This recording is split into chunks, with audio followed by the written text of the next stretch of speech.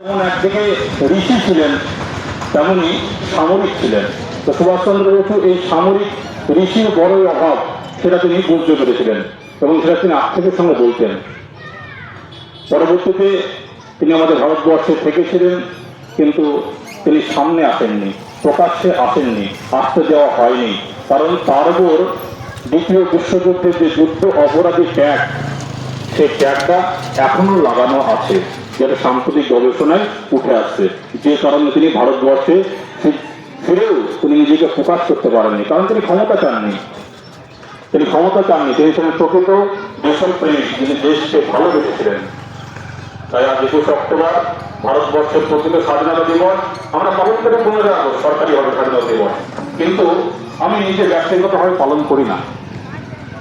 কারণ আমি মনে করি যে 15 আগস্ট আমাদের ভারতবর্ষকে ভাগ করা হয়েছিল, ধর্মের ভিত্তিতে আমাদের ভারতবর্ষ ভাগ হয়ে গিয়েছিল।